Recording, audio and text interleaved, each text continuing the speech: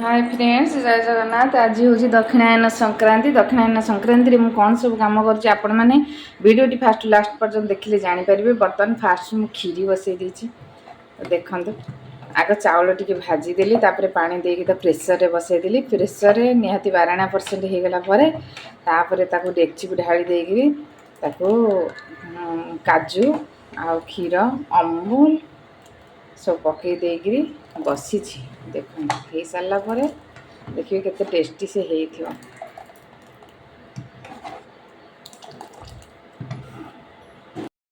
Friends देखु खीरीटा colour पाई आपण तेल पकईदे चीनी पकईदे कलर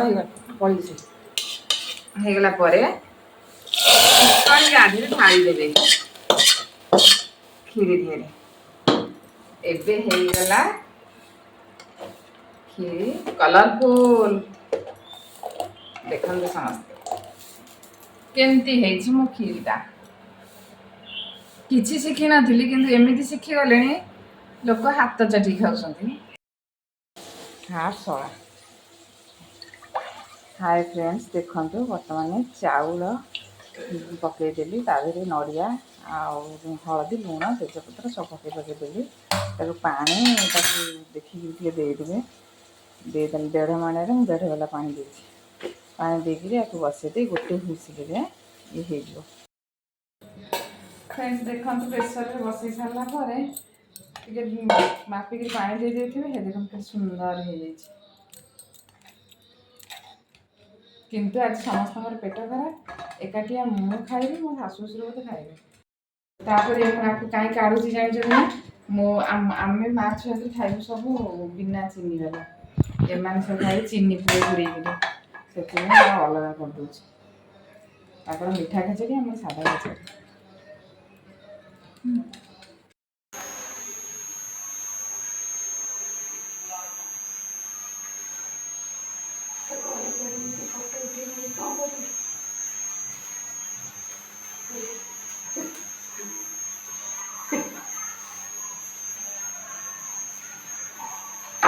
ଅପନର କତରୁ ଆପଣଙ୍କର ଗ୍ୟାସ୍ ବୁକିଂ ଅର୍ଡର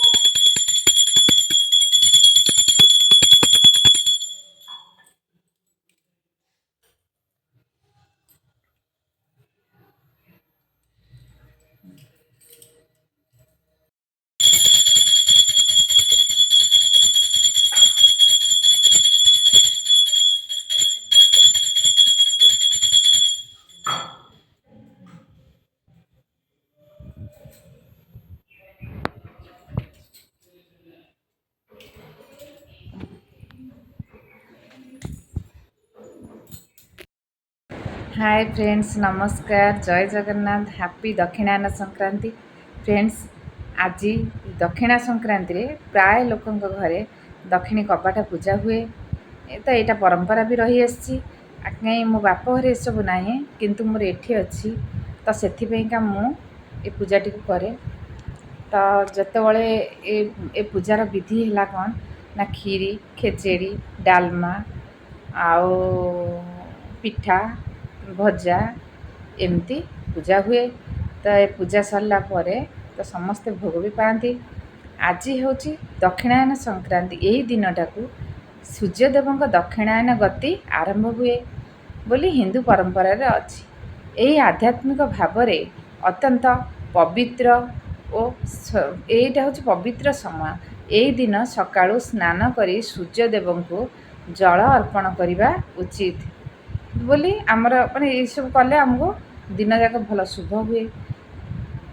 आसतु ଏହି ପବିତ୍ର ଦିନରେ ସମସ୍ତଙ୍କ ସୁଖ ଶାନ୍ତି ସ୍ୱାସ୍ଥ୍ୟ ଓ ସମୃଦ୍ଧି ପାଇଁ ଆମେ ପ୍ରାର୍ଥନା କରିବା। ଏହି ଆଧ୍ୟାତ୍ମିକ ଜୀବନ ଅତ୍ୟନ୍ତ ପବିତ୍ର। ତ ଆପଣମାନେ ଏହି ଦିନ ସକାଳୁ ଉଠି ମନ୍ଦିରରେ ଯାଇ ଦର୍ଶନ କରିବା ଉଚିତ ଏବଂ ଠାକୁରଙ୍କ ପାଖରେ ପ୍ରାର୍ଥନା କରିବା, ସବୁବେଳେ ସତ୍କର୍ମରେ ଚାଲିବା, ସତ୍ମାର୍ଗରେ ଚାଲିବା। ଏଇଟା କଲେ ଆମ ପାଇଁ ଭଗବାନ ମଧ୍ୟ ସନ୍ତୁଷ୍ଟ ହୋଇଥାନ୍ତି। ଯେଉଁ ଘରେ ପାଟି ତୁଣ୍ଡ କଳି କଜିଆ କିଛି ବି ହୁଏ ନାହିଁ, ସେ ଘରେ ଲକ୍ଷ୍ମୀ ବିରାଜମାନ କରନ୍ତି ଏବଂ ସବୁବେଳେ ଦେବତାମାନଙ୍କର ଆଶୀର୍ବାଦ ରହିଥାଏ। ଯେଉଁ ଘରେ ସବୁବେଳେ କେଁ କଟର ଲାଗି ରହିଥିବ ବା ଆଡ଼ୁ ସାଡ଼ୁ ଭାଷା ସୋଦାସୁଦି ହେଉଥିବ, ସେ ଘରୁ ଲକ୍ଷ୍ମୀ ଟୋଟାଲ ଛାଡ଼ିକିରି ପଳାନ୍ତି। ଏସବୁ ଅନେକ ଘରେ ଘଟିଛି ଆଉ ଆମେ ବି ନିଜେ ଦେଖିଛୁ ଯେ ସବୁବେଳେ ସ୍ୱାମୀ ସ୍ତ୍ରୀ ଭିତରେ ଝଗଡ଼ା ଲାଗି ରହିବା, ସେ ଘରୁ ଅଶାନ୍ତି ସୃଷ୍ଟି ହୁଏ। ତ ଏତିକି ଟିକେ ତ କମନ୍ ସେନ୍ସ ସେମାନଙ୍କ ରହିବା ଦରକାର ଯେ କାହିଁକି ଘରେ ସବୁବେଳେ କଳି କଜିଆ ପାଟିତୁଣ୍ଡ କରିବା।